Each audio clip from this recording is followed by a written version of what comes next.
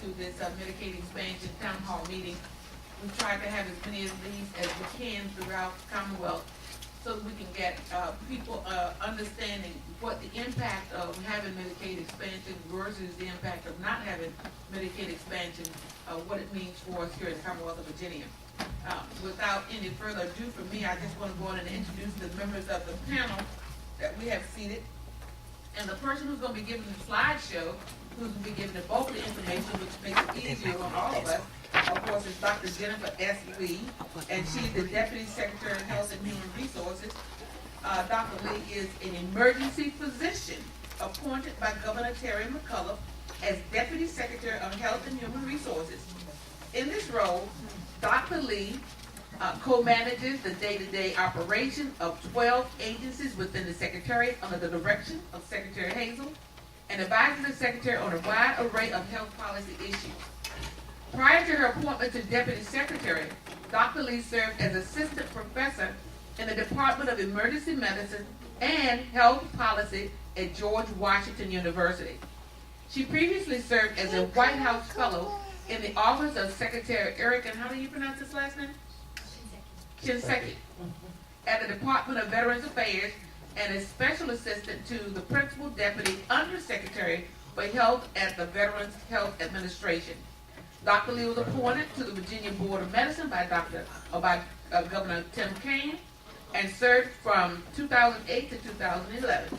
She also served as Health Policy Fellow for Senator Edward M. Kennedy on the U.S. Senate Health, Education, Labor, and Pension Committee.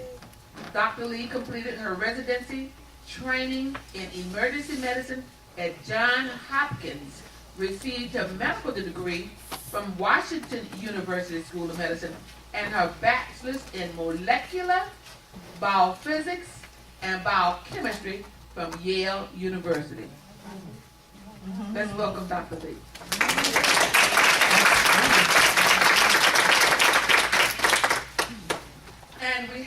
And I have a short bio that came to me from Steve Ramey, so I'm going to let him give you some more information about himself. He's a CPA, MBA, Auburn University graduate, hospital CFO for 25 years in Tennessee and Virginia, Virginia Healthcare Financial Management Association member, Bronco Federal Credit Union board member, and there's a list of other things that I could say about him, but he wouldn't give it to me because he didn't want me to read it. We have with us Gayleen Norton, who is, as most of you know, is the Vice President for the Virginia Democratic Party of Virginia, and she's a native of Detroit. She graduated from Hampton Institute with a degree in political science, pre-law. Gayleen is the president of Celebrate Healthcare, LLC, an advocacy, education, and access company. During the past enrollment period, Gayleen organized 35 enrollment resource fairs throughout Virginia with a concentration in Hampton Roads. Over 5,000 people were educated and 1,500 were enrolled in the Affordable Care Plan under Gayleen's business. The rest were denied a subsidy due to not having Medicaid expansion. Gayleen is very involved in the community and serves on several boards and commissions. And seated next to me, before I introduce myself, is my colleague in the Virginia General Assembly, the Honorable Rosalind Kyler, and we want you to tell them about your district, all the parts that you represent, and the committees that you sit on. Okay. Thank you, Louise. Senator Lucas. Thanks, Louise. We give honor where honor is due. But it's just a pleasure being here with you this afternoon, and I probably can go through the audience and probably can name everybody here by name. But I am Delegate Rosalind Tyler, House of Delegate Representative of the 75th District, one of the largest districts in the Commonwealth of Virginia. And Louise told me to name my districts that I serve, but she serves even more than I do as Senator. But just to be obedient, my district is Grayson County, City of Emporia, Southampton, City of Franklin, Isle of Wight, Surrey, Dinwiddie, Lunenburg, Brunswick, and Sussex. Those are the areas that I've served. I've been in the House of Delegate now, my 5th term. I serve on the Committee of Education, Commerce and Labor, and Militia, Police, and Public Safety. And it's just a pleasure just to be here with Senator Lucas this afternoon to talk about Medicaid expansion, because as we talk about healthcare Medicaid expansion, I do work at the local hospital here in Emporia, and been there now over 23 years. So very aware of the need for healthcare and Medicaid expansion in our area. And as you all know, I was elected to the Senate of Virginia in 1991 with the help of a lot of you here in this audience. And I just want to tell you, I feel profound gratitude for the opportunity to serve in the Senate of Virginia. And I'm truly humbled by the support of the people of the 18th Senatorial District, and especially those of you in this area. And just to let you know, you all know, this is my 23rd year in the Senate, and I had 2 terms on the Portsmouth City Council. So I've been elected for 30 years. I had black hair when I first got elected. and I had about 40 pounds less than I have right now. As a matter of fact, a lot of people wonder, say, what's going on with the hair? But it's, that's what happens when it gets gray and a little bit thinner. But at any rate, I've been serving in the Senate of Virginia since 1991, and I am now tied for fourth place in the Senate. There are only 3 members of the Senate who've been there longer than I have now. I serve on Senate Finance Committee, which is the committee that most people wait for a lot of years. And of course, I serve on Senate Rules. I serve on Education and Health, and I was chair until we lost one of the Senate seats, chair of Education and Health. I've chaired local government. I continue to serve on Courts of Justice, and so I play a role in the nomination and appointment of all of the judges to the benches all across the Commonwealth of Virginia. And I hope that you all will do all you can to try to help us to get the word out about Medicaid expansion, because it is so extremely important. And just to thank you all for being here this afternoon. I know we have people here from Brunswick County. Can you please give us a little hand out? Brunswick County, Greensville, Emporia, Mecklenburg, Southampton, and do we have somebody here from North Carolina? Thank you all so much for being here. And I see we had Greg, one of my best friends in Democratic politics. Greg Marson is he's doing some filming for us back here, and Connie is back there on the back row also. We just want to thank all of you all for being here. So we just want to thank also the mayor for allowing us to use your chamber, and for all of the hospitality that we get every time we come down here. So we would like for you to stand and say a couple of words before we get started. I'd just like to say welcome. We're glad you're here to come and inform us, and make yourself fun. Thank you. Okay, let's give everybody a hand. Now I'm going to take the mic and pass it on to Dr. Lee, because she has a wealth of information for us.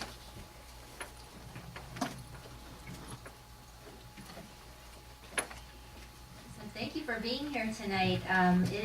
Thank you, Senator Lucas, and all of you, Mayor, Steve, Delegate, Galen, for putting this together. What I'd like to do with the slideshow that I brought is just present to you some of the basic facts about Medicaid and what we mean when we say close the coverage, and the access that brings really is for people's health. And that's why I got interested in this topic. Born and raised in Virginia, and I really wanted to see and hope to see Medicaid expansion happen in the state for all the people that it can help. So it's under Emporia title. Okay. Thank you.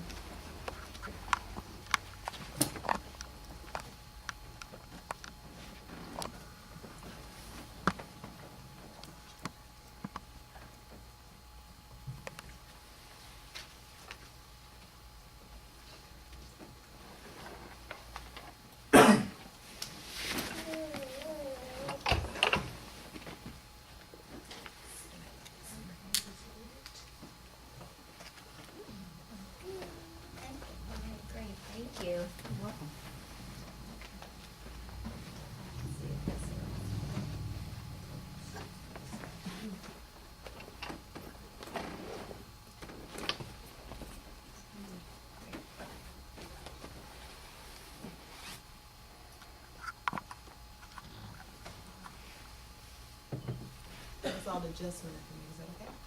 That's great, Diane. Trying to advance.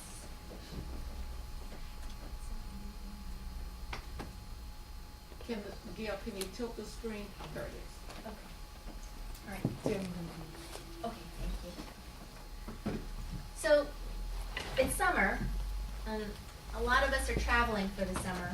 And I wanted to tell you about a little trip that we took just about 3 weeks ago over to Wise County, Virginia. And you look at this picture. This is July 18th through 20th. It was summer weekend last month in Wise. And you look at all the people sitting in the stands, and you think, well, what are they there for? Did they come out for a sporting event? Was it a game? Was there a concert, a fair, or carnival, festival? And the answer is none of those things.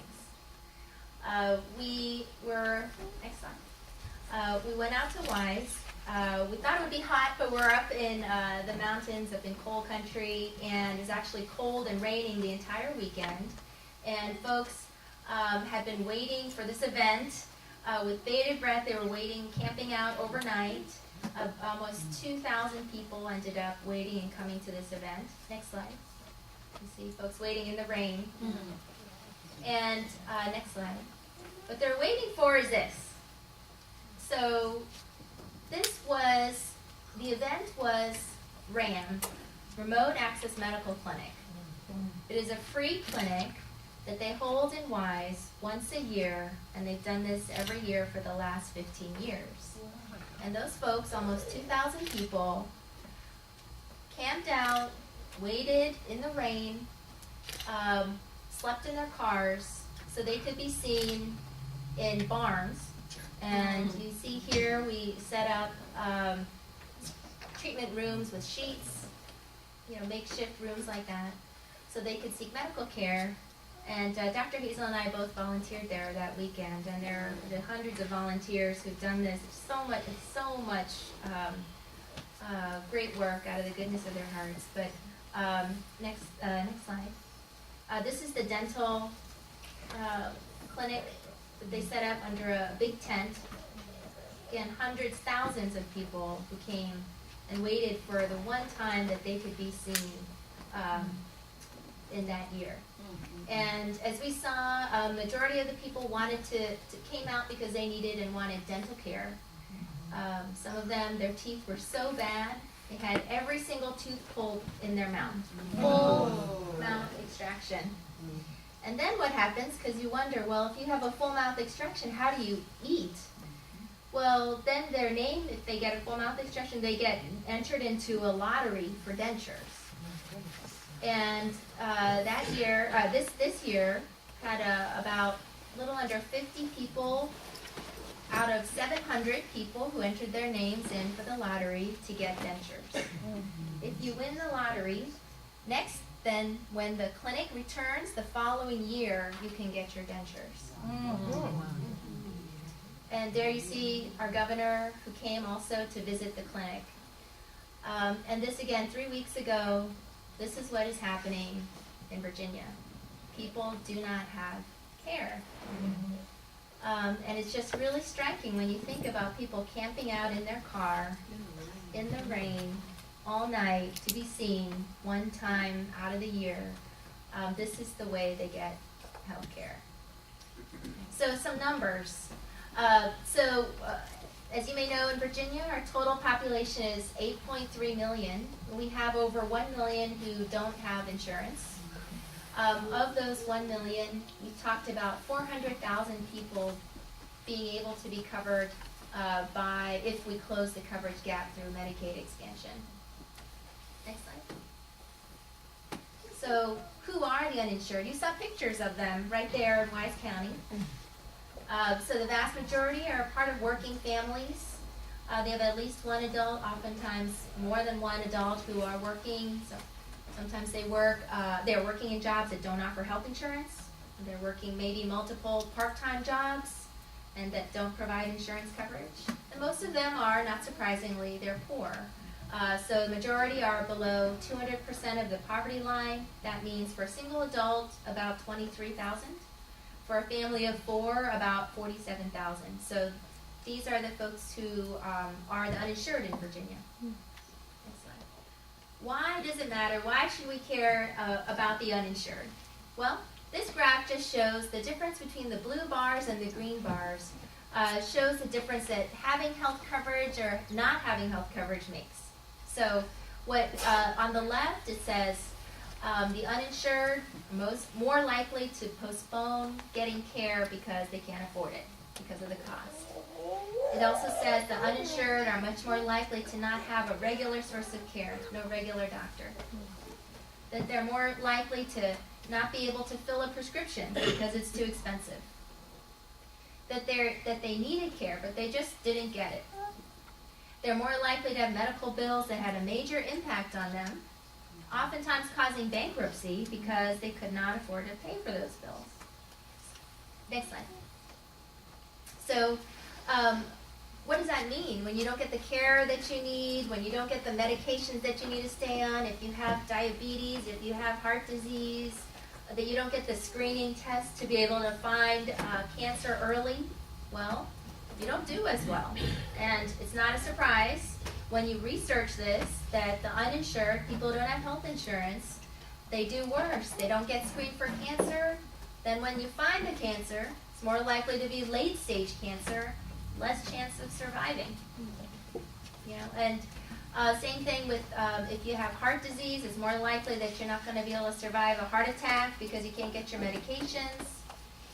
And it goes on and on. And here, this just shows that when you look at what are the causes of death in America, that not having insurance itself leads to people dying. Again, because you can't get the care that you need. We know what you need, but you just can't get to it. And again, I can tell you from working in the ER and seeing people myself, caring for people myself in the ER who come in, people who have diabetes, who weren't able to afford the medications, and they end up coming to the ER when their sugars are out of control, or when they're in a coma. And then at that point in time, we have to bring them into the hospital, and we do life-saving measures to help, and we want to do that, and we should do that, but it's not the best. That's not best for that person. That's not the best way to deliver care. We know we can do better. And what happens also, if they again, they couldn't afford health coverage, so they're coming to the ER. When we send them that bill from the ER, thousands of dollars, Tyler and I were just talking about this. They can't afford to pay the bill, and that ends up being stress, and it leads to bankruptcy, and then what happens is we have to shift those costs, and all of us end up paying for some of those costs too because they can't pay. So it really hurts all of us in the end. It definitely hurts the people who don't have insurance. So you say, back to Medicaid, so you say, well, if you're poor and you don't have coverage through your work, wasn't that what the Medicaid program is for? And so I wanted to share with you what our Medicaid program does now in Virginia. And it is not enough. It's a common misunderstanding that all you have to do to get Medicaid is if you're poor, you can get Medicaid. And that's just not true. Right now in Virginia, it's not enough to be poor. You have to also meet certain criteria. So you have to follow certain categories. So what are the categories? Categories are you have to be pregnant woman, or be blind, disabled, or elderly, or have children or dependents. Okay, so say who's left out of that? Well, adults who don't have children. So if you are a childless adult without children or dependents, doesn't matter how poor you are, you cannot get Medicaid in Virginia. That's just the way the program is set up right now. You cannot get it. And even if you do have children or dependents, the criteria for getting Medicaid is so strict and so harsh that most parents can't qualify for Medicaid either. So what do I mean? Well, right now we say in Virginia that if you're a parent or you have dependents, you have to be under 30% of the poverty line. So let's take a family of 4. The poverty line for a family of 4 is about $24,000 a year. So 1/3 of that is $8,000 a year. So we're saying right now, our program right now in Virginia, the Medicaid program, if you are in a family of 4, you're a parent, you have to make less than $8,000 a year to qualify for Medicaid. If you're making more than that, the Medicaid program will tell you you make too much. That's how our program is set up right now. And remember, if you're a childless adult, it doesn't matter. It doesn't matter how much you make, you can't qualify. So who's left out? You know, think about the working single mom with 2 kids who makes $10,000 a year. That's too much for Medicaid in Virginia. The Medicaid program would tell this mom, your income is too high for health insurance. If you're an adult, if you're a single, or you don't have to be single, but if you're an adult and you don't have children, and you're only bringing in $5,000 a year, you can't qualify for Medicaid either. That's how harsh our Medicaid program is. So when we say close the coverage gap, what we're talking about is there's an opportunity now, because of the Affordable Care Act, for us to change that, change those criteria, and basically get more people eligible for Medicaid. So you saw this graph just 2 slides ago without those red bars. And now if you turn to see those red bars there, that shows who could be covered. On the far right is childless adults, and this shows that on the left-hand column shows the income level. So what we're saying is it shouldn't matter whether you have children or not. If you're low income under a certain level, you ought to be able to get Medicaid. You ought to be able to have some help to get health insurance, because again, you're going to have worse outcomes in the end, and we're all going to pay for it too. So we think you ought to have it, and that is the opportunity of the Affordable Care Act. So that's closing the coverage gap. And I'll talk a little bit about, well, if you say, okay, that's great that the Affordable Care Act does that, well, how do you pay for that? Next slide. Oh, next slide. Thank you. So how do we pay for that? Well, the Affordable Care Act said that from 2014 to 2016, the federal government would pay all of the costs of opening up the coverage for those folks. So right now in our current Medicaid program, it is a partnership. We pay 50%, the federal government pays 50%. But what the Affordable Care Act said is that if we do this, and if we open up Medicaid to bring more people into coverage, all those childless adults, and bring in more parents, the federal government would pay all of it for 2 years, 100%. And then it would go down a little bit, but the federal government would never pay less than 90%. The federal government would always pay the majority of the cost for this, because the Affordable Care Act and this president and the administration that passed, the Congress that passed it, wanted people to have insurance coverage, and that's why they did this. And where does the money come from? Okay, because that's a lot of money, right, to cover all those people who didn't have coverage before. Well, the Affordable Care Act built in ways to raise the money. So there's only a couple ways to raise money. You can either cut spending, or you can raise taxes. And that's what the Affordable Care Act did. Next slide. It did cut some spending, cut some support for hospitals, and it raised some taxes on very high earners, over $250,000. And they took that money, the Affordable Care Act took that money and said that money is going to be used to provide health insurance coverage through Medicaid for those who are poor. So right now, as you know, we don't have Medicaid expansion in Virginia. And what that means is, because the Affordable Care Act is already law, that all those measures in the law meant to raise the money are already in place, and more are coming into place. But starting January 1st of this year, all of us started sending money to the federal government to fund the Affordable Care Act. And all the states had an option of whether they were going to expand Medicaid or not. And what's happening now, next slide. This is a map that shows that 27 states have decided to expand Medicaid, and the rest have not, and we're one of the ones that have not yet. And so all the dollars that we're sending and paying in to the Affordable Care Act are going to fund the Medicaid programs in other states.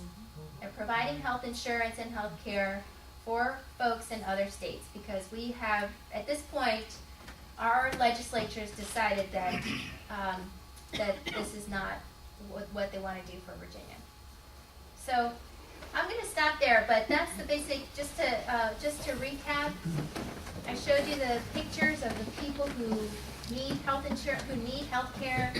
There are over 1 million uninsured in Virginia. 400,000 of them, we could get them health care. All we have to do is say that we want Medicaid expansion in Virginia, and we're already paying for it. So it's not like we have to pay more money into it. We're already paying for it. What we want to do is bring those dollars back in order to provide health care for people. And it's better for people who are uninsured. It's definitely better for them so they can get some care. And it's better for all of us because it's better for all of us. We want healthier communities, and it saves money in the end. Thank you. Thank you, Dr. Lee, and we're going to reserve a day we're losing every day that we do not expand Medicaid. And I want to tell you what the true adverse impact of that is. It's going to be on the hospitals because that money is coming out of your pocket. Correct. And so I'm going to let him tell you about that. We're losing money, but it is breaking the backs of our hospitals. We already have one hospital out of the Southwest that's already closed down.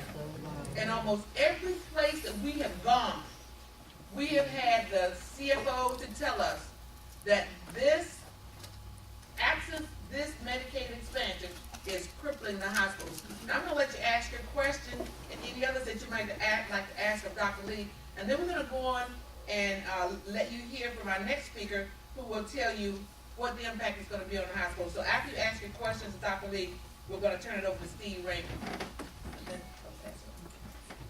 My question is, we've all seen the commercials on, I don't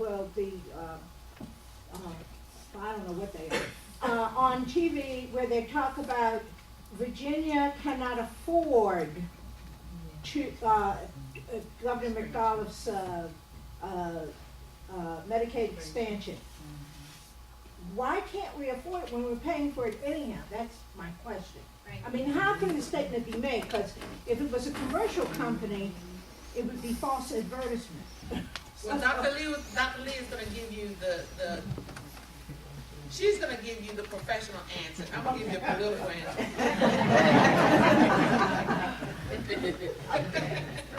Dr. Lee, she says, You want me to start with the you can start with the professional question. Well, I'll give you the facts.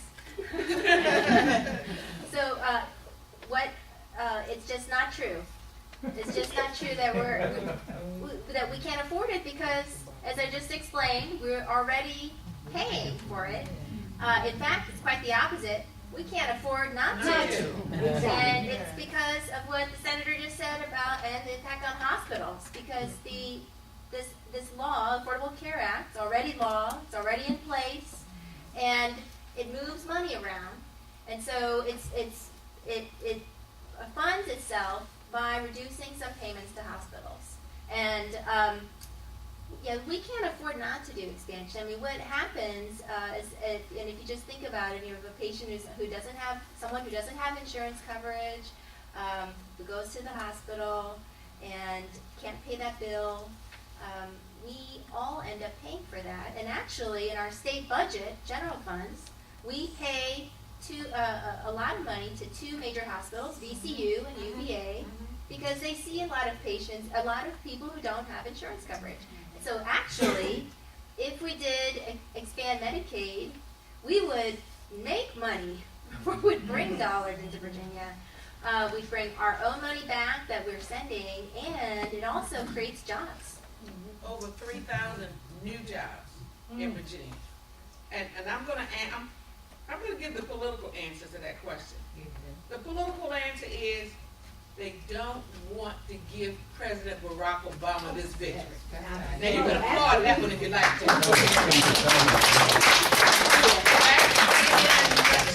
It's all about President Barack Obama and them wanting to deny him this major success. But they also understand that once Medicaid expansion is in place, that they're not gonna be able to take it back, because how many people do you think are gonna stand by and see Congress abolish Social Security? And once these programs get in place, they know that they're there to stay. And they just don't want President Barack Obama to get the credit for having done something this major that would help people all across the United States of America, in a nutshell. She had to give you the professional answer, but I'm elected, so I'll tell you just what I think it is. So, yes, your question. Back in January and February, I visited the General Assembly. I saw you often. many days. And my particular senator is Cosgrove. My delegate is Morris. And all I could get out of them was you can't trust them, referring to D.C. Correct. And so finally I started asking, I couldn't meet with them, but I met with their staff. I started asking them, can I trust you? That's And right. evidently I couldn't. That's exactly right. I mean, I don't understand how we can continue to elect people who are not good trustees of our money. Now, we're talking about folks who are always talking about we need to be good fiduciaries of our funds, but we're gonna just throw $5.5 million away a day. You want somebody like that with your checkbook? No. I don't think so. Now I want y'all to keep that in mind. So now we're gonna go to you, Steve. One question. Oh, I'm sorry, I didn't see the other question. I'm sorry, ma'am. Two questions over here. Go ahead. Go ahead, sir. Could you give us an explanation about if the money isn't used in a particular state, what happens to it? In Virginia, let me tell you what's happening. We have anywhere from 5.3 to 5.5 million dollars a day that's going back to Washington D.C. That money is going to be used in other states to help pay for their health care. And I just want to tell you, some of the people who are railing against health care, the Affordable Care Act, red states have a proliferation of people who need health care. And they have expanded Medicaid. Now your question, ma'am. I was just wondering, what about the other 600,000 people? Why aren't they eligible for this expanded Medicaid? So it's based on their income level. So Medicaid, the Affordable Care Act said that we would expand Medicaid for those who are under a certain income, under a certain income level. But another 400,000 of the 1 million in Virginia are eligible for some tax credits through the federal marketplace. Right. And we're getting ready to go into the next open enrollment season, November 15, which Galen may be talking about, and and we know in Virginia we had over 216,000 people benefit from the Affordable Care Act by getting insurance through the marketplace and getting some help with those premiums, and that's fantastic. And we hope even more in this next season. So, The other question? Yes. What can we do to get this paid? Legislation? That's what I want to know. Can I give you an example? I can give you an example. We got elections coming up. Oh, yeah. Yeah. You got a senator that voted against Medicaid. Yeah, say it again, Galen. So you have a senator that voted against Medicaid Do expansion. you all know who that person is? No. Come on, Galen. Bill Stanley, Senator Stanley. Stanley. He's from where? That's the General Assembly, right? Yes. He's from Yeah, what because county? we want to make a distinction here. The Affordable Care Act is the law of the land.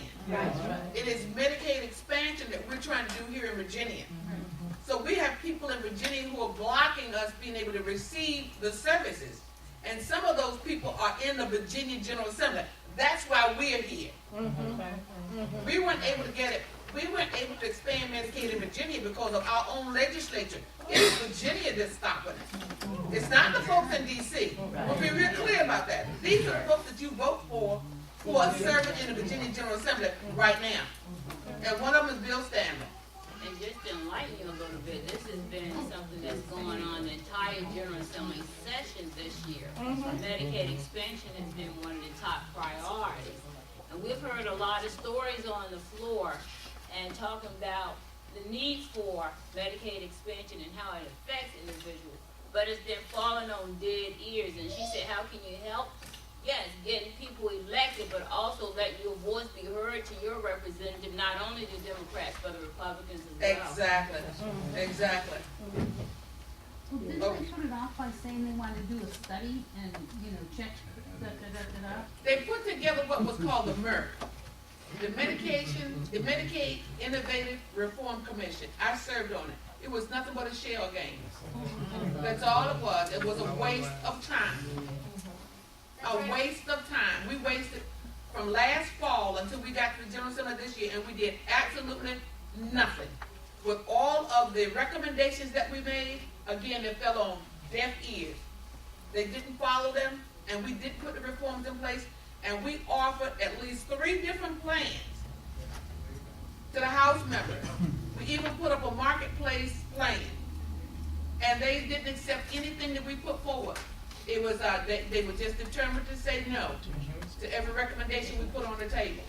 And so part of us coming out to let you all know what's available, how you access it, the fact that it's available to you is already being paid for, is to let you know the only reason people are not getting it is because we have people in the General Assembly who's blocking it.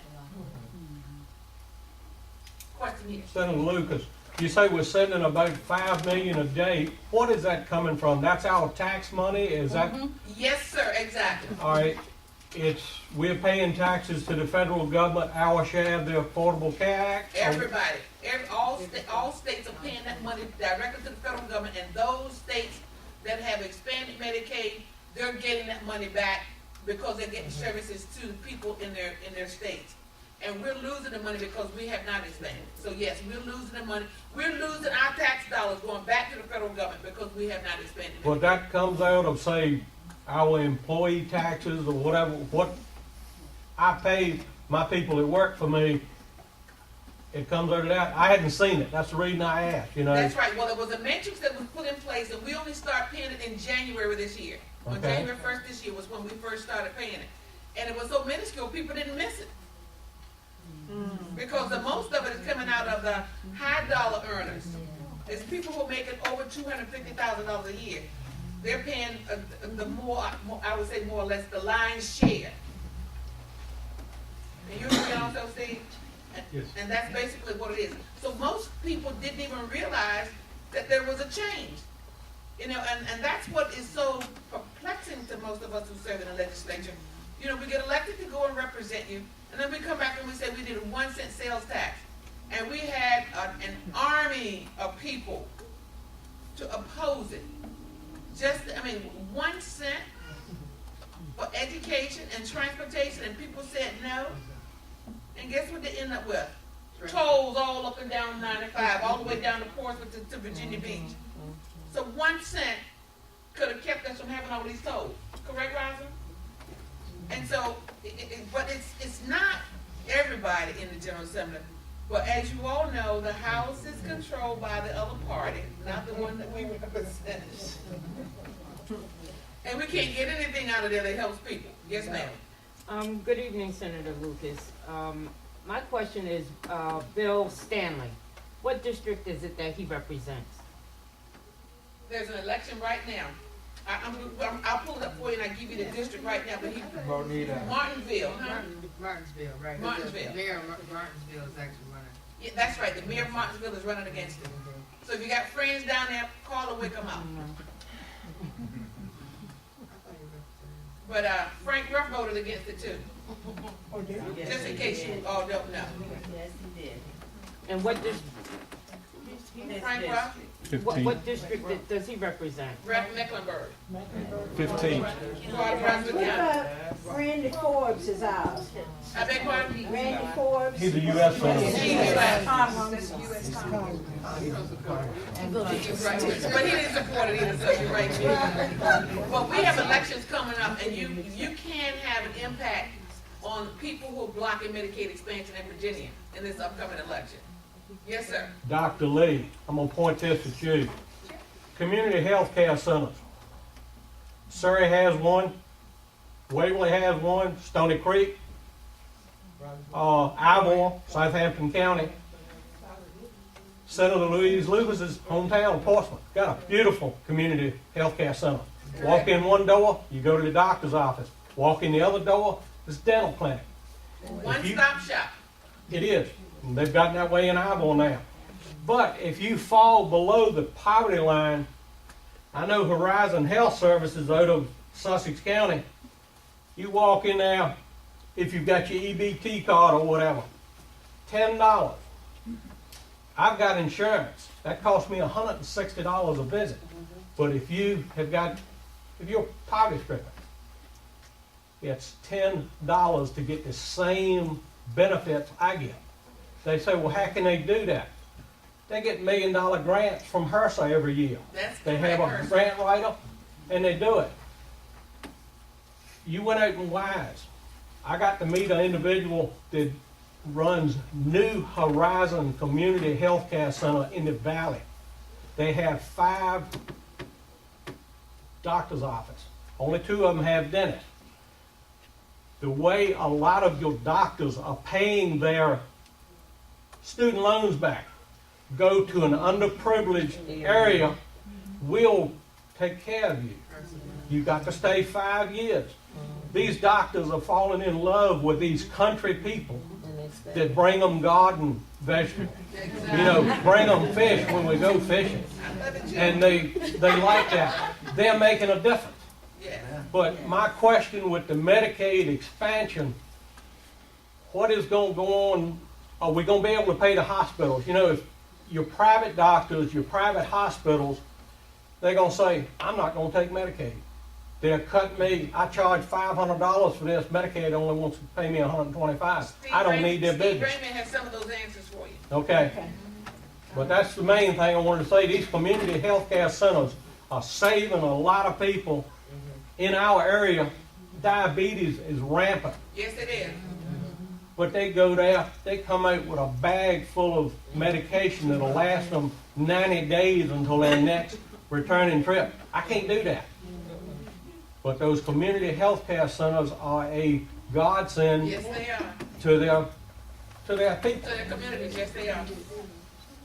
Well, you know, I'm enjoying the exchange here. We're going to turn it over to Steve Ramey and let him give you his presentation. And I'm sure you're going to have a bunch of questions after you're done with him also.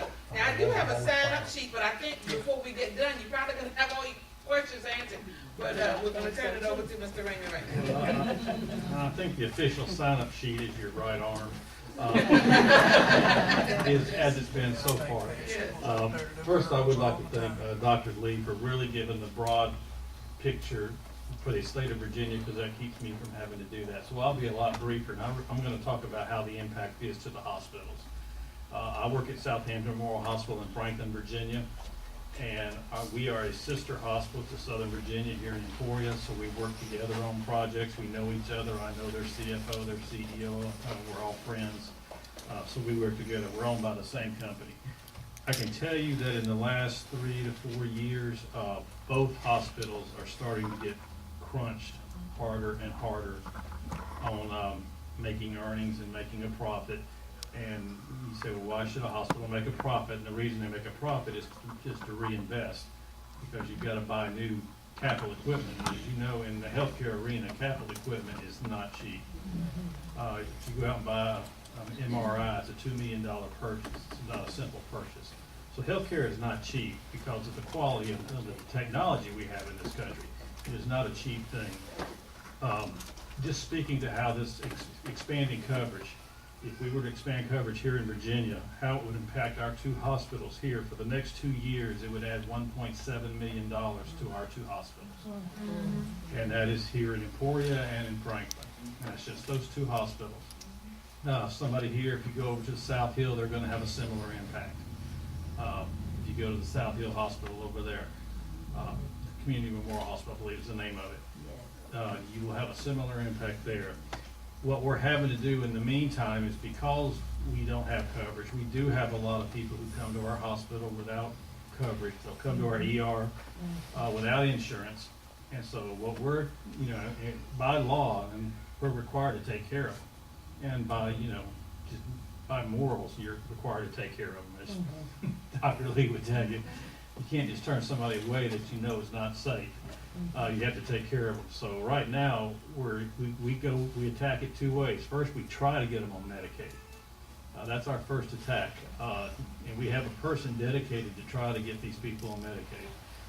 Our second attack is if they can't get on Medicaid, and we try to qualify them for charity care. We have different standards in the state. We will go up to 200% of the poverty level. Right now, they believe we're at 200% of the poverty level for charity, which means if you're at that level, we write off your entire bill, and we don't charge you at all. Both of our hospitals operate that way. What that means, though, is the businessman pointed out back here, it means those costs are getting shifted. So everybody who has a business and who has insurance on their employees, they're paying an average of about $240 per insured employee more per year to cover the cost of the people who don't have coverage. So if you want to know our stance, every hospital in the state is in favor of expanding coverage. We want that, and if you look at... Can you repeat that? A lot of people don't know that. Yes. A lot of people do not know that. right. Say that again for us, please. I will tell you that every hospital is in favor of expanding coverage. That doesn't, it's not to us, it's not a political thing, it's a coverage issue. We have people coming into our ERs that we have to deal with, and we have difficult dispositions with certain patients, just because of the lack of services in the state for certain types of conditions. And any coverage that's available, we appreciate, because it's one less hassle for the hospital to chase down. And it's one less cost shift to, you know, the other people who are paying, because the people who are paying are absorbing the cost of those who can't. There's just no way around it. It's always been that way. I mean, there are some concepts. People say, well, Medicaid doesn't pay that well. And Medicaid doesn't pay great, but it pays, and that matters. And that does matter. It seriously matters. They don't pay what Medicare pays, but they do pay. And so we do a lot of work. I have it many times just in my job. I've been a hospital CFO for over 25 years in both Tennessee and here in Virginia. And I've had to work deals, just sit down with people in my office and see what their income level is. What are they trying to do? What are they paying? I've had experiences where somebody, you know, I went to work at a hospital where we had a patient who had been paying $10 a month for 15 years on a bill. And so I and the business office manager got together, wrote them a nice letter and said, thank you, you're done. You're paid. We're not going to do that anymore. You've been loyal, we appreciate it, but thank you, you don't owe us anything else. And we're put in those type positions. You know, we don't want people to get bankrupted, to lose cars, you know. And there are people, there always will be people who don't care. And they're gonna exist. They're gonna walk into ER, they don't care, I'm not paying you no matter what. And that's a challenge, and there are people who would qualify for this program who will refuse to sign up for it. But all that being said, there are a lot that we do want to get qualified and who do want to get signed up and do want to be able to afford it. And that's our position, is we want to get that coverage expanded. We want to stop some of the things we're having to do right now, believe it or not. You know, the obvious things are happening both in Emporia and in Franklin. We are cutting staff. That's jobs that are going away. We're considering cutting services that are not as profitable. I guess here in Emporia, y'all know y'all don't have OB services at your hospital. Well, the reason, and there's a lot of, I don't know how many in Virginia have cut OB, but one thing you'll learn real quickly, OB does not make money. It does not make, you cannot make money delivering babies. You can make money on the GYN side of that business, but not on the OB side of it. You're just never going to make money on that. But hospitals don't worry about it because that's kind of a loss leader. It's the gateway into the hospital. You come in, have your baby, have a good experience, you'll come back for your other stuff. So that's why hospitals continue to do OB. But if you get crunched hard enough, it's one of the first services to get looked at. and it's happened in several hospitals across the state. So our take is we want the coverage, we want the expanded coverage, we want people to have to come in and have an insurance card that will, you know, take care of them and not us spend a lot of time trying to help them. Because we have a full-time employee who does nothing but try to get coverage for people in some form or fashion. So, Just to respond to what Steve, just said, if you're losing the OB part of it, what's the most critical time in the life of a child? When they're baby, when they're born, at the time that they need those services, those are the services that are being cut. We just wanna make sure that people understand what the adverse impact is going to be if we don't expand Medicaid. Now, I used to serve in a program with the Well Baby program, and a lot of these babies are in desperate need of that care within that first, those first 3 to 6 months of birth. And if we're cutting those services, a lot of these babies are not even going to have a chance coming out of the gate. I mean, not the gate, but.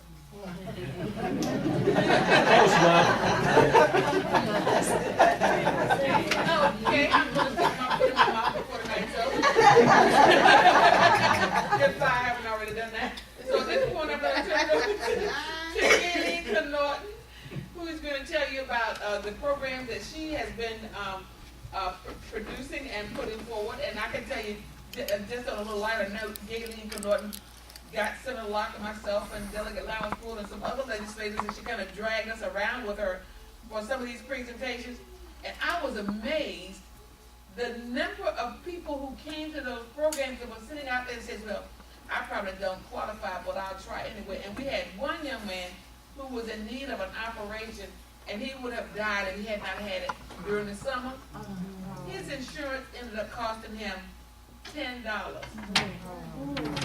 a month, and he had major surgery, and he had all he had ended up paying because he came in just before the deadline, and he ended up having to pay $10. He went to the General Assembly to give some testimony, and there are some other stories that Gayleen will tell you about. So I'll just turn it over to her now. I mean, you all see I have a passion about this. So, Gayleen. And thank you, Senator Lucas, and thank you all for being here today. This is near and dear to my heart. About a year ago in July, I woke up one morning and I said, healthcare is going to be here in October and nothing is being done. So I started talking to people right away about having some kind of an event, and because of my role on a political level, everyone's trying to tie it to politics. And so I went to sleep that night and I prayed and I said, Lord, if I'm meant to do this, then show me a sign. And when I woke up the next morning, it was clear as day that I needed to have a company called Celebrate Healthcare.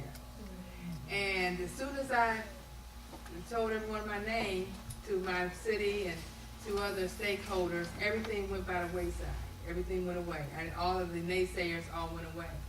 And so I posted over 35 events from Southwest Virginia, in Richmond area, and in Hampton Roads. And then the next enrollment period starting starting November the 15th to February 15th. We'll be doing it a little bit more throughout throughout Virginia, and even down in this area as well too.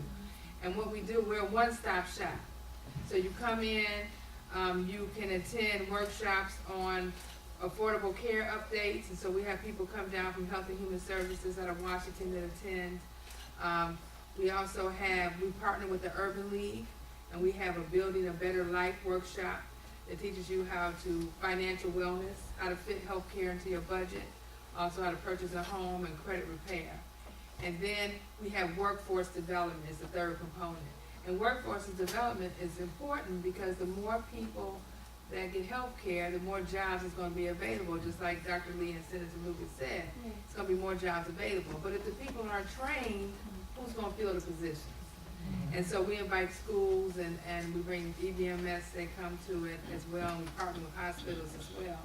And we set it up and it's really a resource fair that we do.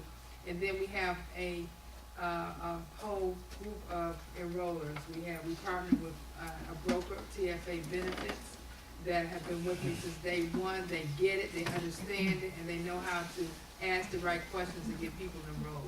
And they care about it. They have a passion for it as well too. And also, and we do certified application counselors. We have them as well, and navigators. We partner with Enroll America and Enroll Virginia. And so we have navigators as well at our events. And what's important is that we've seen over 5,000 people. We've educated folks. And yes, at the beginning of the enrollment period, it was rocky. But while they were complaining up here, the people on the ground weren't complaining. All they were saying, we don't know what it is, but we know we need to have it. And that's exactly what it is. And they sat there and they waited until it was their turn to get up and talk to certified application counselor, or navigator, or broker, or whatever. They waited. And that's what we've seen on the ground. You know, but when you have someone that comes in that makes a little bit over 8,000 or 8,000 over, but they make under 11,400, they can't get the subsidy into health care. They have to pay full price. You know, and so we've seen thousands of folks like that. We've seen people come in and they haven't had insurance in, 10, 20 years. We've seen that. You know, so we've seen families of 3 come in and they did qualify, and they got dental and health care. I seen a single mother and her 2 children, and she only paid $120 a month for all 3 to have health and dental. And then I've seen single people that come in, or say a college student who works and goes to school part-time, is 24 years old, and she pays $26 a month. But then I've been on college campus. I go to community colleges and we have these events. And I can't enroll now one person that go to college, basically, because if they don't work, they can't get health insurance, and they're not on their parents' insurance, they can't get it at all. So you have college kids, these young people that are walking around that we can't even give insurance to, and it's critical that we get our young people enrolled, because if we enroll our younger people, it makes our insurance premiums not go sky high. That's right. It really does. The more healthy people we get into the system, the better. But if we can't get our young people, our college students who try to make better with their life, do better with their life, we can't get them insurance young. We can't build that culture and the importance of going to the doctor. Once they get it, they get it. They will go. They know that they can go to the doctor and they can get their physicals at no charge once a year. Women know they can get a mammogram, and when they get to a certain age, they can get their colonoscopies at no charge, and they have other services they can just go and get insurance and pay a low rate. But we also have people with pre-existing conditions that come into it, and I gave you this book because the Health and Human Services, they send this to us, because I'm a champion for health care, and I can order these books because you have people with pre-existing conditions that are starting to drop out now because they were under the impression that their insurance coverage was going to be low even when they go get services that's not under the free. There's the free services that's covered. So what that means is that if someone hasn't paid their deductible and they have to get a procedure done, they have to pay. And so it's important that we educate. We're doing coverage to care forms now, where we're training people and educating people the importance how to read their bills, how to pick up the phone. If you need a procedure, pick up the phone and call your insurance company first and say, my doctor wants this procedure. What is it going to cost me? It's just like going to the grocery store shopping now. It's no different. It's no different when you want to go buy, when you go shopping around and see what's the best price for an outfit or food or whatever. It's the same thing with healthcare. When you're a doctor. I took my son to a dentist, and his dentist had retired, and I guess I took him to what you call one of these boxes. These family dental centers, and then you see these cool smiles popping up everywhere.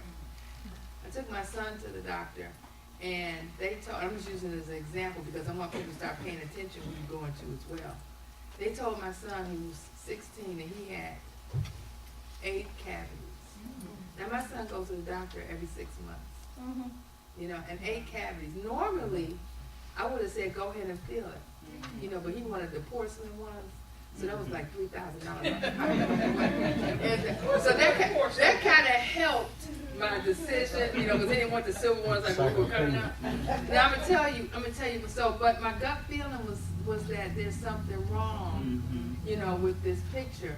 And I waited, and I went to another doctor, and he didn't have not one cavity. So when you go to the doctor too, you need to make sure that you are doing your research, and just don't get any procedures done without, you know, checking with other opinions, or checking with your insurance company too to see what it will cover. You know, because we see that too. Now, we've had to turn away a lot of people, and we've seen a lot of success stories, and Senator Lucas told you about, you know, the gentleman who came, he was 32, and he just came to me and he says, if I don't get covered today, I would die. And I looked at him, he said, yeah, I would die. You know, he says, I have to have a procedure done within the next 60 days, and if it's not done in 60 days, I would die. And he had all these different conditions and all this stuff or whatever, so we were getting ready to close up, but of course I shut him back. And he paid $16 a month, and he had his surgery done, and he's one of the ones that tell our testimonials. But I've seen other people that come in who weren't so lucky, who told me that if I don't have this procedure done, I would die. And so we also include Department of Social Services in our events as well, and all kinds of other services, resources that can help people that can't qualify for a subsidy. We have people there as well. I want to bring to your attention that outside of the enrollment period, there are exemptions so that people can enroll now. Did you know that if someone was incarcerated and they got out of incarceration and they were to get a job and meet the threshold, they have 60 days that they can enroll into affordable care outside of the enrollment period. So people need to know that. If someone is a victim of domestic abuse, you know, and they were on, say if a woman was on her husband's insurance, or if a husband was on his wife's insurance and she beats him, or whatever, domestic abuse, and she leaves him, they can go into affordable care. And just like any other life change, if you have a baby, if you adopt, if you're a foster parent or grandparent, and say, for example, your foster child aged out, they can no longer be your foster child, they can enroll in affordable care as well. So, I mean, it's important that you know what these different lifestyle changes are so that people can enroll right now and know what they are. And I think some of it is in that book. And I also tell people that when they enroll into the affordable care, that they call the doctor that day or the next day and make their appointment, because it's taking 2 months right now to get a physical, to get an appointment to even get in to see a doctor like this. The other thing is certified application counselors. If you belong to an organization and you have a freestanding building or an office or your church, I'm encouraging everyone that's tied to an organization or a church to go onto healthcare.gov and sign up to be a certified application counselor. Can you imagine if all of our churches became certified application counselors? I mean, they already have health ministries, so that they're retired nurses and doctors or whatever that are on there. But if we can get more churches and organizations to become certified application counselors, then we can enroll more people into the healthcare system. And that is so important, because then everyone will get the right information on the ground, and they'll share it, and we'll all be on the same page. And we'll enroll more people into it. And it's not very hard. You have to be approved, and then it's a 5-hour course that you do online that you can do, you know, at your leisure or whatever. And once your church or organization become certified application counselors, then you're able to bring on more people. And so that's what I've been doing mostly all this summer, is talking to organizations and talking to churches about becoming certified application counselors. It's our responsibility. We're not getting there from the government. We're not getting there from the other side. So it's our responsibility to step up and make sure that we get everyone enrolled into healthcare that needs it. And if they can't get enrolled, we need to know we need to explain to them why. We do. We need to explain to them why. And at the same time, we learn ourselves about the healthcare, and we keep it up. Workforce development is also key. You know, you've got coders. There's going to be 1,000 jobs in coders, And right now, everybody's not coding things right now. I had a colonoscopy done, and they wanted to charge me $1,500 for it because it wasn't coded properly. And I had to go back to my insurance company and then go back to my doctor's office, and they had to go back and code it. You know, I had a mammogram, they wanted to charge me a deductible. You know, because they didn't know, whoever was up there didn't know that I didn't have to pay a deductible. You don't have to pay a copay or a deductible when you get any of the services that fall under health care. If you become certified application counselors, or if you study it, then you can educate other people, because people are paying. They are paying deductibles, they are paying a copay. Do you think the doctor's offices are calling them back and say, oh, we owe you $50? No, they're not. And how many $50 or $35 they're getting? So it's our responsibility to really learn what healthcare is and gear up, and don't listen to all the noise up here. You know, and get ready for this next enrollment period. And we're going to do some events down here, and I'll talk to your mayor and some other folks about bringing it down here as well. But I just want to really encourage everyone to really study healthcare.gov on the website. And if you can't go on the website, you can always call 1-800-318-2596. And I believe all the numbers is in the book. Yeah, all the numbers in the book. Call them and ask questions. And lastly, I'm gonna open up for questions. yeah, and lastly, you should have gotten a check. Checks have been rolling in. I know it's gonna be rolling in since August 1st from insurance companies that didn't reach there's a certain percentage that they didn't spend what they're supposed to spend in marketing period outside of administration. They give rebates back. The last year I got $80 back. I was glad I got $80. I mean, go put some gas in my car, bought me some milk and eggs. But anyway, it helps. It really does help. It helps that senior person who might need to buy someone who's almost a senior who needs to buy medication or whatever. That rebate really helps, and people need to understand that as well. Thank you. Thank you, Kelly. Let's give the panel a hand.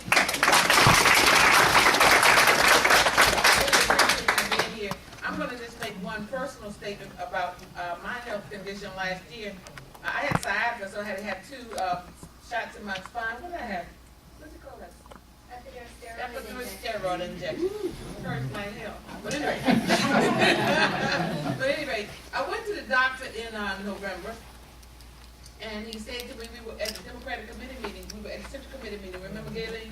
Went to the doctor says, you have a tumor, and it's about 5.8 centimeters, and it doesn't look like it's growing very much, so we're gonna just watch it and see how it grows. And so we ain't watching. If it ain't a baby, and at my age, it's coming out.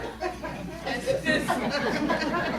so I had surgery on December the 9th, and the doctor said, well, you about 6 weeks, you're gonna be back in shape. And this is December 9th. On January 7th, I was back in the General Assembly.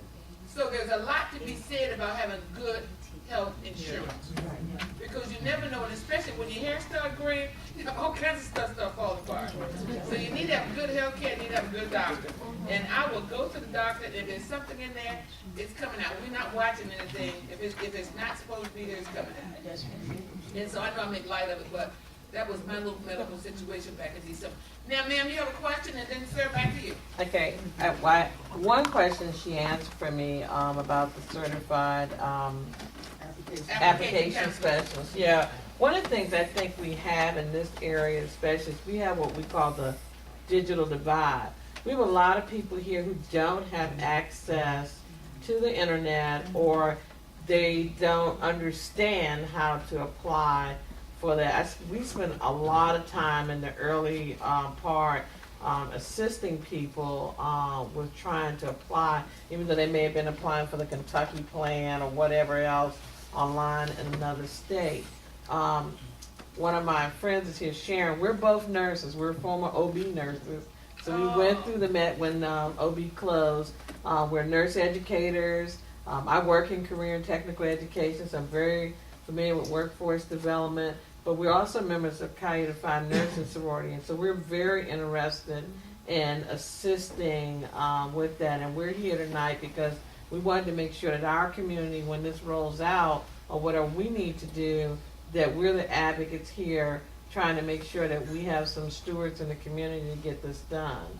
We both participate with health ministry, so we hear you, and I mean, we're eager to assist in any way we can, but I think part of it is just getting the information to people and realizing that while the internet works, we're a rural community, and a lot of our people in this community don't use the internet, and they don't understand it, and then the third thing is they don't have access. And so one of the things we will need is facilities to assist with the use of computers to help enroll them. Right, and let me just say this, you have a navigator here, and I'm not sure where your navigator, right, so you have a navigator here to help you. Your library is a good place that you can use as well. The reason why I started this, my company, was because everyone doesn't feel comfortable being over the internet. And I wasn't even comfortable going over there and trying to learn this healthcare because it's a big thing. And I wanted people to be able to come to somewhere and talk to someone one-on-one and get the questions answered. Right. And so are you with Virginia Poverty or are you with Advocate? Enroll Virginia. Virginia Right. Legal Right. Aid. Yes, I'll be with DPAC next week. And we, well, they're all Jim Right. Aiken, so, we're all connected together. And yes, my name is Louise. I do know Sharon, and I don't know if I know you. I'm Michelle. I know you, okay? So we got to meet. But yes, I'm available to Virginia Legal Aid Office. I don't mind opening up at any time. I have a key, and I'm here to help. I work from 8 in the morning to 8 at night, 7 days a week.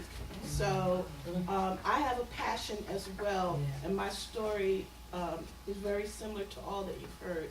So, and I have a passion for this. So my goal is to educate, and our goal is to, and we put on last year, we did a great job. We put on about 82 events, and in this area, which is Delegate Tyler's area, we spoke to about 2,400 people, just on the south side.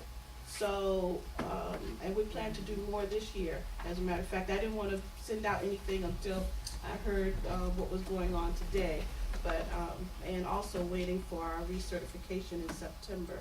But that's definitely what's happening. And I'm here. I live here in Emporia, so I'm only 4 minutes away from the office. And trust me, I'm always available. And see, that's great because she needs help. She can't do it all by herself. But you have someone here that's a resource that'll be able to. And I'm going to be doing some events with the Poverty Law Center. Jill doesn't mind certifying navigators. If you're a professional, she wants you certified. Right. So yeah, definitely.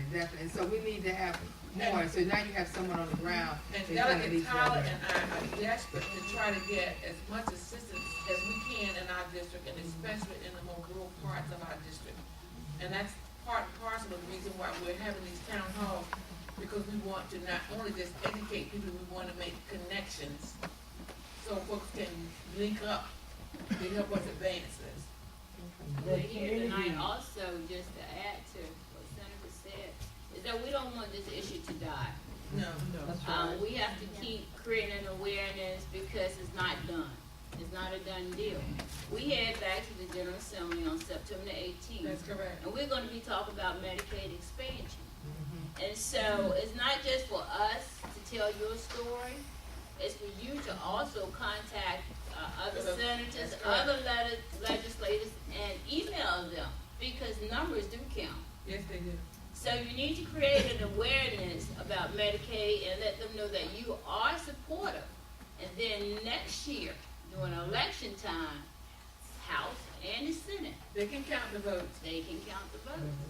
We need your help. And the more people that we have that's not able to get into it, like I have a whole database now. So anytime the Senator Lucas or anybody needs advocates for who can't get into it, I have a database that we can have people come up and speak on why they can't get. It's amazing because when you tell someone you can't get into the affordable care, which means you can't get this subsidy, they don't understand it. But when you explain it to them, then it clicks on. And so the more people we can educate on the ground, the further that we can help our governor by pushing this Medicaid. And I have 3 people on the sign-up sheet, so after you get the questions answered, if these 3 people still want to speak, Francis Carter, J. Osborne, Cynthia Turner, you still have the opportunity to come up and speak. answer your question. Okay, I'm Francis Carter. I know who you are. Thank you. You've been talking to me for 25 Okay, years. but anyway, I don't have a reason to speak right now, Okay. because a lot of the questions have been answered, but I will be in touch. You still have my number? Yes, ma'am. That's all. I have a question. One thing, as far as the navigators are concerned, I will say that the community health centers that you were talking about, HHS has sent people into the community health center. Is for those of you that can't get to Emporia to see with you, they can go to their individual community health centers that they can have. And everybody out here knows who you are. Yes, yes. Now, I'm a person, and I'm gonna get on the political side of it. This Medicaid expansion, we need to have something that, people that are advocates in the community, because this is wonderful, but we need to reach the masses and hold elected officials accountable. Yes, we do. And the elected officials that are not going to, they don't wanna support Medicaid expansion. We need to package this in a way that we can get out in the community, or, those organizations or churches that can do mail out, to explain it to them, because if you explain the Medicaid expansion to some of the people that oppose it, and I'm not talking about the elected officials, but maybe their constituents, that don't understand that we're already paying for this. You know what I'm saying?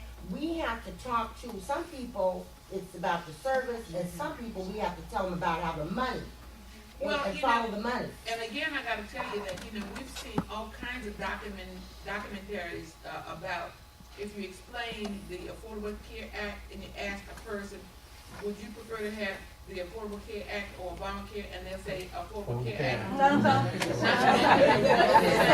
So see, therein lies a big part of the problem. A lot of people will refuse to have the service just because they call it Obamacare. You call it the Affordable Care Act, and it's the same service, and then, oh, I like that. But the thing of it is, if you educate them and tell them that it's the Affordable Care Act, and that it was Justice Roberts came back and gave states an opportunity to opt out of the Medicaid expansion, therein lies the problem. That's the problem. So we've got to make sure that people understand that you're not talking about two different services. You're talking about one service. It's the ACA, and it is the law of the land. So is there something that you can send us for those advocates that are out in the community, and that we can give to, so that we're all on the same page? Well, I'll send you, there's a couple of websites, and one of them is Virginia Consumer Voices for Healthcare. That's the one. And they have excellent information. We can also get information from New Virginia, Majority. I'm gonna ask you to do a cheat sheet for me, because I don't wanna send them to the internet, it's like they said. They don't, but they have talking points. And that's what you're talking Okay, that's about. what I wanted, That's what I you want want. talking I'm not points. talking about going to a website. You can go if you haven't, but something you can download. Okay. Yeah, And, all right. and you can get, and you can distribute it. And They already have it done. Could you repeat that website? Virginia Consumer Voices for Healthcare is one of them. You can Google them and say what it is. And the other one is Enroll Virginia has one as well. But that's more. And you need to give them the one that's got the bullets on the giving, because if you give Consumer Voices for Virginia Consumer Voices for Healthcare is very good. New Virginia Majority is a good one too, because New Virginia Majority, they have it in several different languages. So if you have Hispanic, But it's gonna break it down like this PowerPoint here. 'Cause yeah, I'd like to it's have a gonna PowerPoint be, well, they have That's fine. they have PowerPoints too. They have PowerPoints on it. What I'll do is I'll send it to you, Okay. and then you'll have the PowerPoint you can use, wonderful. and then you'll have a document that you can download, and then you can distribute it out to other folks as well. And that's what we want you to do. We want you to put boots on the ground and just make sure that people get something in their hand that's simple to read, that goes A to Z, and explains to them exactly what this entails. I'm back to you, sir. I use Kathy May quite often in my town hall meetings. She's the director for Virginia Consumer Voices. Allie Atkinson out of Richmond, and they have a branch in southwestern Virginia. They're all over the state. But I have an observation to make. There were 3 other panel guests that were invited to be here. 2 of them, I mentioned their names already. They're not here. And We've they invited showing them you to all where of they them, they just stand. not showing up. They showing you where they stand. Well, you know, some people don't wanna be confused by the facts. And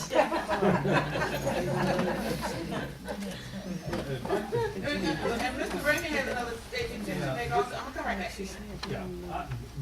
Yeah, I by nature, I'm not a real vocal political person. I just stay out of it for the most part. But one thing you can do here, when you look at this problem, the issue, and you focus on the healthcare issue, we're trying to expand the coverage in this state.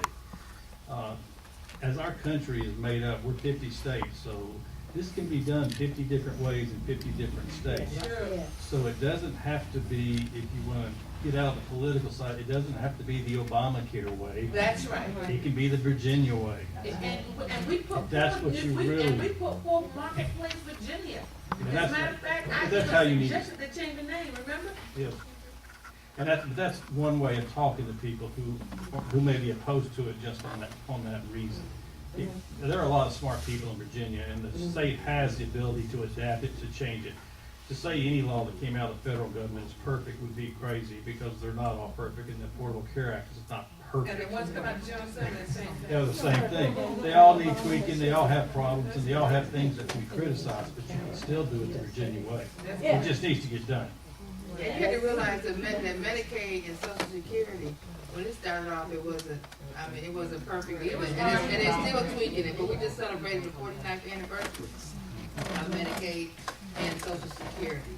And so it's not broken, you know, it helps develop, and you dare try to take it away. Because they, like Senator Lucas said, they know that healthcare is the law now, and it's gonna end up like Medicaid end up like Medicaid and Social Security.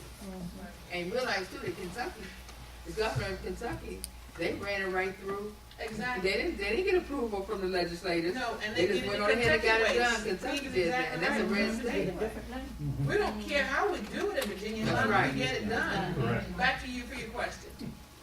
My name is Sharon Adams, and I know Michelle and Aileen. I know most of the people in the room. However, as far as just making a comment, everything that you all talk about directly affects us in everything we do. We educate nursing students who no longer have the potential to have certain jobs because the hospitals have to cut back because of budgetary constraints, because the education that comes along with the experience is too many students per se for the hospital to embrace that number of students. The second thing that we see, I work labor and delivery, but I left in July. The department closed in December. However, there was no more labor and delivery. However, worked there 13 years. Caught 2 babies by myself. No doctor. Try that. When it comes down to all of the, when it comes down to the aspects, and every venue that we attend, every venue where everything that we're a part of, you hear people talking the same thing. When it comes to the school, we can't talk politics in the school because we need to keep school and state separate, because of religious purposes and certain beliefs that other people have. But Ms. Gayleen, I don't know what could happen. When I think about things, I think of in the masses. We attend so many venues where just to have a vendor,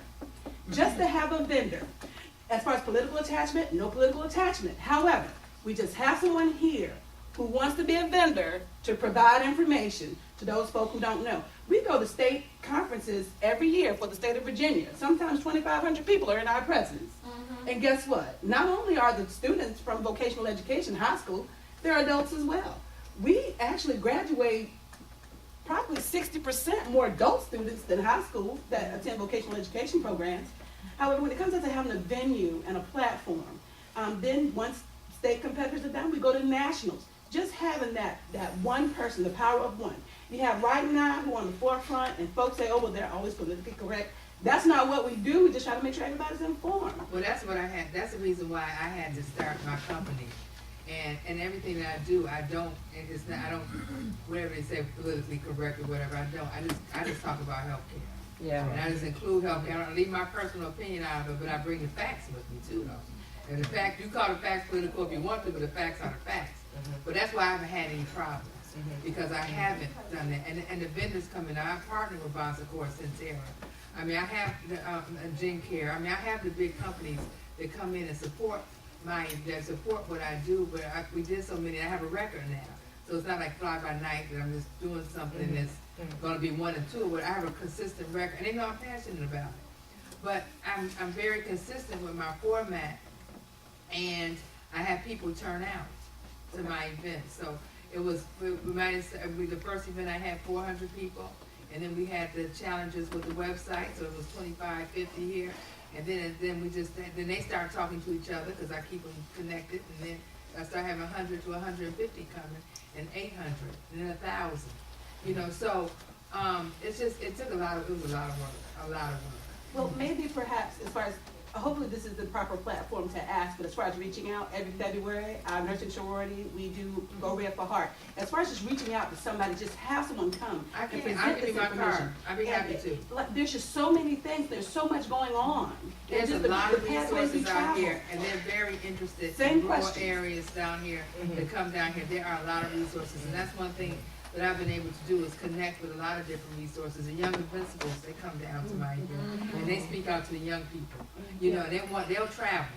We actually have conferences with Martinsville, Wise County, all of them. We're all in the same place at the same time, at least twice a year. Well, Senator Stanley represents Martinsville, Gayland, Franklin, I looked it up, Franklin, all of those areas is there. And Senator Roscoe Reynolds had that seat before. That's right. So they remember where he was, and if you know him, Bill Stanley is the one that have it now. And so the mayor of Martinsville is running for that seat. And she's a Democrat as well. We have to be a little bit more creative because we don't have the population and it's spread out. So the idea of giving this information to the churches, I know, my church and other churches that would be willing if they're informed about it. And that's why I'm saying if it's packaged up and you can get it to me where it's packaged up, even the PowerPoint, there'll be PowerPoint presentations. Because we can't get the bodies. You could do all what the time. What you could do is do called stakeholder meetings is what I do. And I bring groups of folks together and I train them stakeholder meeting. And the same thing with Kathy Main and do a Virginia Consumer Voices for Healthcare. All organizations, they try to bring the stakeholders, because what's happening is that even your leaders in your county supervisors and people even in your government, they don't know about it that well. They really don't. No. And we had to educate them. No. So I'm constantly getting all kinds of information because I don't claim to know everything. I figure that if you know everything, you'll be dead. So I don't know everything. So I kind of keep myself educated all the time. But I will tell you this: it's just like I go around, I speak to people in public housing all the time. And I says we have to hear your voice. Because if you don't raise your voice and we don't hear your voice, we can't echo it. They can't echo it. The government can't echo it. Councilwoman Carolyn Gary, are you out there? Karen. Councilwoman Karen. Karen. It's been since I've eaten at your house, in your church. I just want to recognize, I didn't see where you had gotten to. Right. Just want to make sure that we thank you also for the use of your chamber, and if you would like to make some remarks, open it up to you before we close it out also. No, I'm fine. I've enjoyed this. It's been very informative and very, but we have had the young lady, Louise, at our church last year. Very great, but we just didn't have the masses there. Well, I used to spend a lot of time in her church, and a lot of people there. Yeah. So, if the churches want to open up, for some kind of informational forum, they can do that as well. I mean, because anywhere we can go to educate people so that they can get signed up. We put boots on the ground over Gayland. Go on a carpenter car. Gayland where were we a couple of weeks ago? We were in Roanoke, Lynchburg, and this weekend I'm going to be in, I don't know where I'm going to be. On the other side of Roanoke. Dublin. I'm going to Dublin. I'm going to be in a lot of places this weekend. But anyway. But let me just say Well, this, you're welcome to come. Even though you have You're events welcome. that might have 5 or 10 people there, realize they're going to talk to another 5 or 10 people. So it ain't just 5 people there. You could be talking to 50 or 100 people there if you educate them properly. So don't look at it like that. Yeah, so many, yes. Councilman Carey's event had, I had so many people who called me back, applied, and then they had other people who called me. So it was, I consider that very successful. But I also created a book with all the uninsured clinics, the clinics that will work with sliding scales that's in our area. That's a great resource. So this is a resource that we're giving out. And for you, Celine, on the 1st and the 15th, I have conference calls with webinars, and I'll give you all the PowerPoints that you need and create the PowerPoint for you that's custom to what you want for your presentation. So we're doing a lot of different things this year. Enroll Virginia is, and to make sure that all the leaders are educated, and you'll see that when you get your email next week. Now, I know there are gonna be some people in the areas that I've gone to do these town halls are gonna be jealous about what I'm gonna say right now, but I have enjoyed this one more than any of the other, because this has been so we've been able to have the interaction, and then this is, everybody feels so relaxed and comfortable doing it. This has been one of the best, and I just wanna thank you all for your participation. Thank you.